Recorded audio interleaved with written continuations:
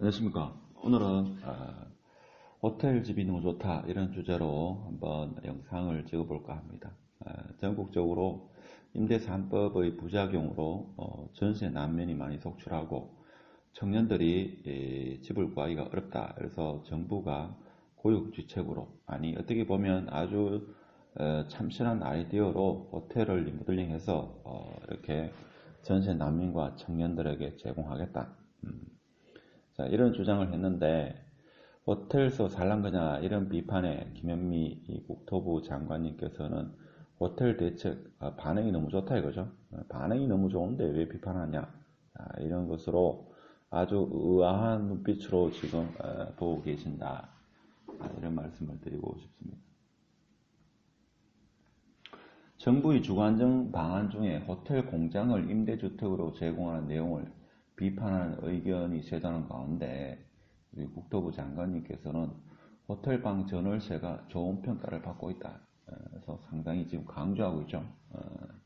그래서 국회 법사위 전체회의에서 영업이 되지 않는 호텔들을 리모델링 해가지고 청년주택으로 제공하고 있는데 굉장히 반응이 좋다. 너무너무 좋다.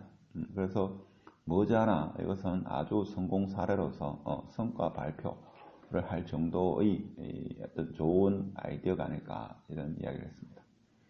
그래서 이와 더불어 지금 LH공사를 통해 가지고 구입 의사를 타진하는 호텔이 꽤 있다. 그래서 접근성도 좋고 지역의 호텔을 리모델링 해가지고 전월세를 공급하게 되면 호텔 산업에, 지금 코로나로 인해 가지고 호텔 산업이 어려운데 호텔도 그렇고 전세 난민 청년들한테도 상당한 상호 윈윈하는 이런 정책이 아니겠나, 지금 이런 식으로 장관님께서 설명을 하고 있었습니다. 그래서 또 19일 정부청사에서 서민중산청 주거안정지원방안 브리핑에서 호텔 리모델링을 통한 전세 물량 공급은 유럽 등지에서도 굉장히 호응도가 높다고 주장했다. 그렇죠. 근데 여기는 이제 대한민국인데, 대한민국 사람들은 뭡니까? 호텔에서 숙박을 한다.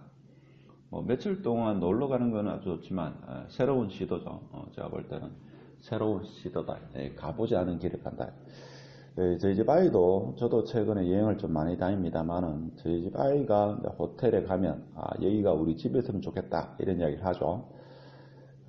아이들은 상당히 좋아하지 않겠는가, 그런 생각이 들죠. 그러니까 호텔 관리비라든지 뭐 이런 것을 앞으로 어떻게 할 건지 뭐 그런 것도 꼼꼼하게 생각해야 되겠죠.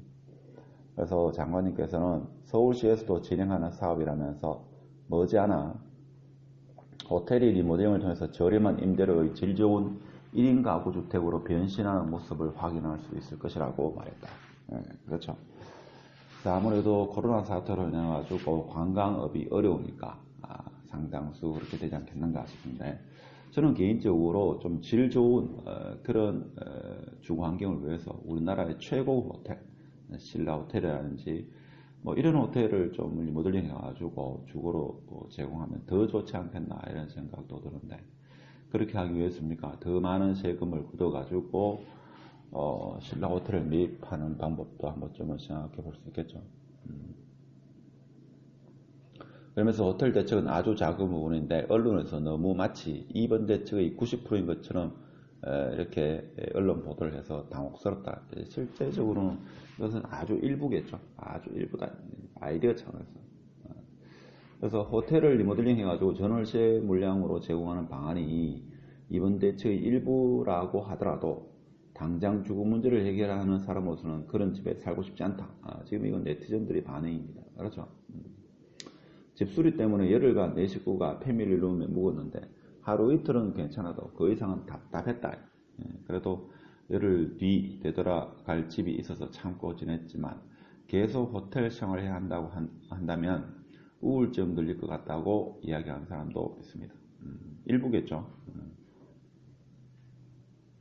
또 어떤 분은 좀 부정적인 이런 견해를 피력하시는 분도 계시는데, 손댈수록 엉망이다.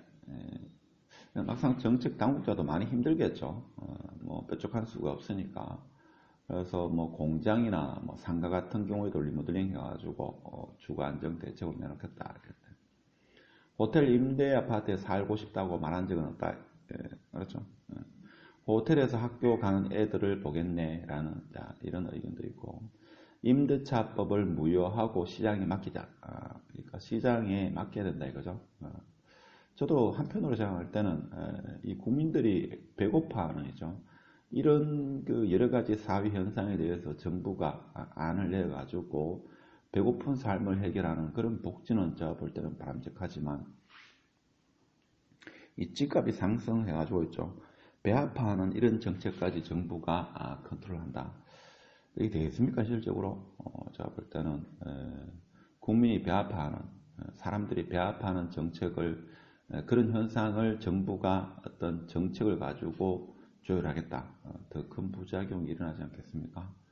그래서 기존 정책에 대한 수정 보완이 필요하다. 제가 생각해도 이것은 그동안의 정책의 좀 문제를 수정 보완하는 게 좋지 않겠나 생각이 듭니다.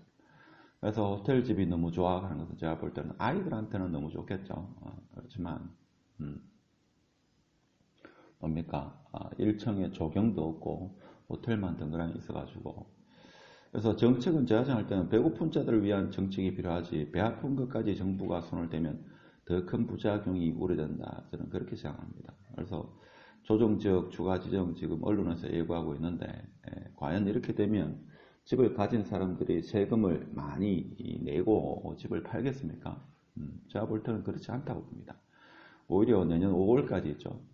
집을 팔면 뭐 양도세를 줄인다, 뭐 이런 대책도 있지만, 지금은 시장이 풀린 돈이 워낙 많기 때문에 제 개인적인 생각에는 집을 내놓으면 현금 부자들이 그 집을 매수하는 이런 현상이 일어나지 않겠는가, 저는 그런 생각합니다.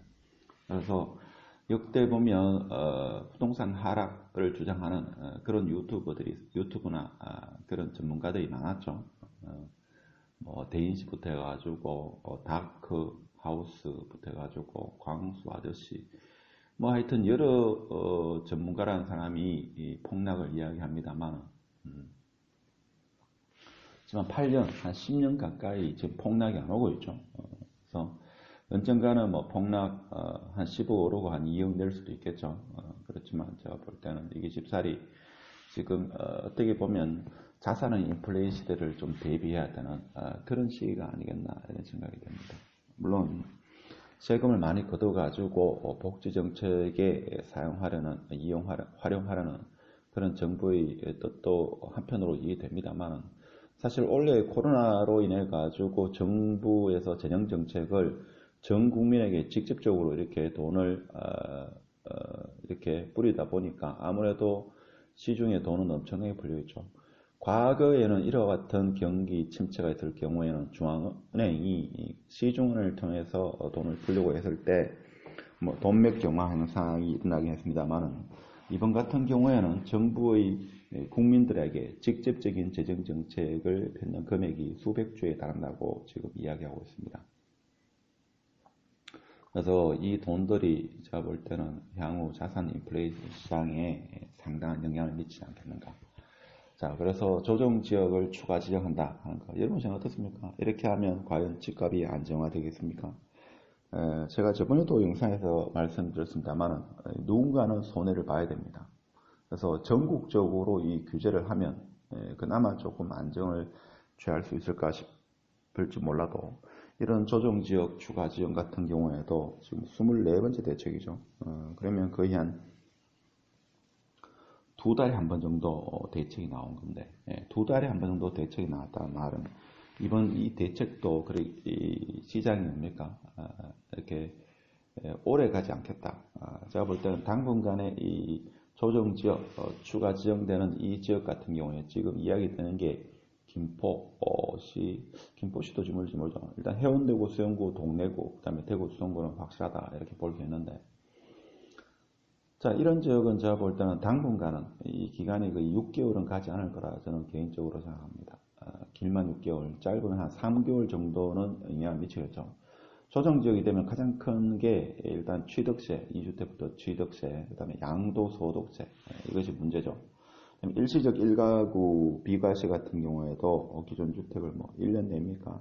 그렇게 봐야 되고, 양도소득세 부분이 큰데, 자, 그러면 세금을 많이 내고 과연 팔리는 사람이 얼마만큼 있을 거냐.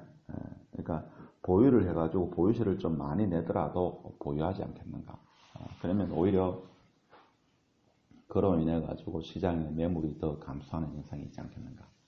특히 대구 수성구 같은 경우는 학군으로 인해 가지고 실거주 수요가 적지 않았다는 것을 생각해 볼 때는 타구에서도 물론 타구의 풍선 효과는 반드시 일어나지 않겠는가 이런 생각이 들죠. 그러니까 풍선 효과가 일어나면 타구에 있는 아파트가 올라가면 그 아파트를 매도하고 수성구의 학군 아이들의 교육을 위해서 실거주를 위해서 이렇게 들어오시는 분도 적지 않을 거다. 물론 그렇게 하기에는 시간이 좀 걸리겠죠.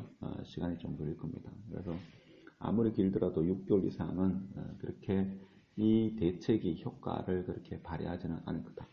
오히려 뭡니까?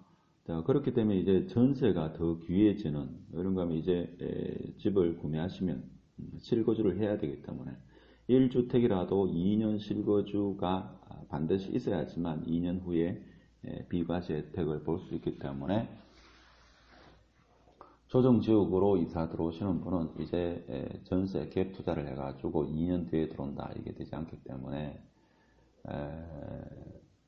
그러니까 전세 수요가 아무래도 전세 수요는 많아지는데 전세 물량이 많이 잠기지 않겠는가 이런 생각이 들고 다주택자 같은 경우는 보유세가 무서워가지고 양도소득세가 무서워서 팔진 않겠죠. 팔면 세금으로 다 나가니까. 그래서 오히려 매물이 감소된 현상. 그래서 그로 인해 가지고 추가적인 어떤 점진적인 급격한 상승은 아니더라도 점진적인 상승은 계속적으로 이어지지 않겠는가. 그래서 물론 어떤 분은 이렇게 얘기해요. 지금 지정이 되면 언제 풀릴 것인가. 이제 시작인데 기다리겠죠. 제가 생각해도 기다릴 것 같습니다. 아주 많이 기다릴 것 같죠. 여러분 생각은 어떻습니까? 사실 오늘은 호텔집이 좋다 뭐 이런 주제로 이야기를 했습니다만은 조정지에 대한 내용은 나중에 추가적으로 조금 더 반응을 보고 그렇게 새롭게 영상을 찍을 생각인데 사실 호텔을 개조해 가지고 집을 주거 안정을 대책을 취하겠다. 저는 좀 많이 당황스럽죠. 그러니까 임시 방편적으로는 그렇게 될 수 있겠습니다만은 과연 사람이 잠시 숙박을 하려는 호텔에서 장기간 투숙해야 되는데 과연 어떻겠습니까?